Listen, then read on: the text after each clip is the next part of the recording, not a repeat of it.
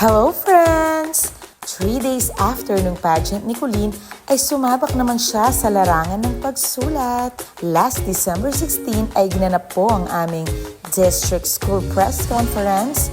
16 schools po ng Macabebe East District including private school ang nagtagisa ng galing sa pagsulat. Nagkaroon nga po ng short program bago sila pumunta sa mga rooms. Tanggaling ng mga nag-special number.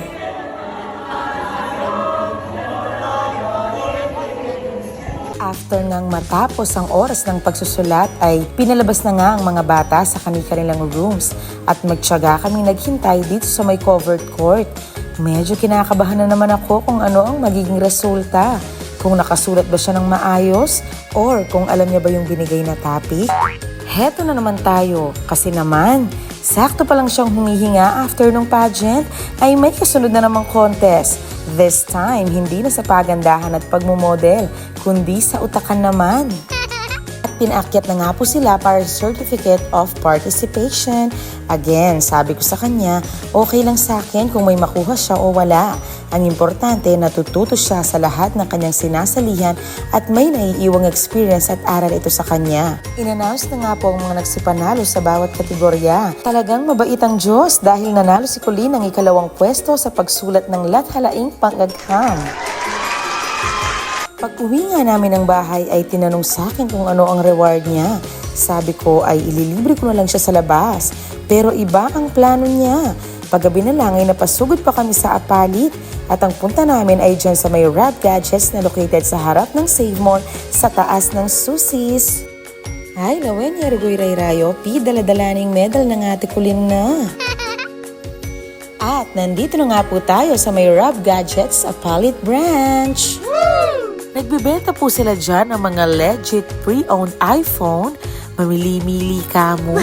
At talagang halos makinis pa at goods pa ang mga ito. Sulit ang pera nyo.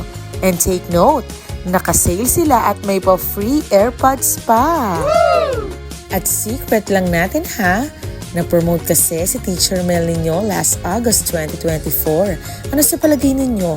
Deserve ko rin ba ng reward katulad ni Colleen? Oh, yes! Thank you, Lord. Salamat sa Diyos sa lahat ng biyaya na pinagkakaloob niya sa amin. Maraming problema at pagsubok, ngunit sabi nga sa kanta, there's a rainbow always after the rain.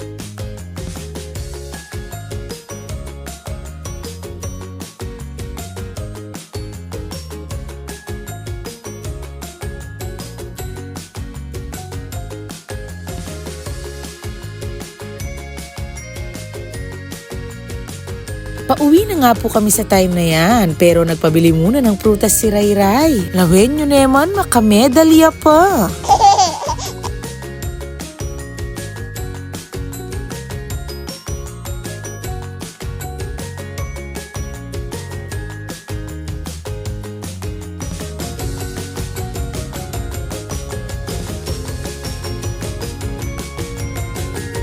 At habang pauwi ay nadaanan nga namin ang bahay na to, napakasayang tingnan.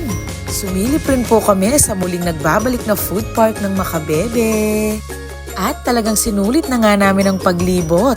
Napa-order pa kami ng chicken inasal dyan. Maraming salamat po sa panonood. God bless us all. Bye!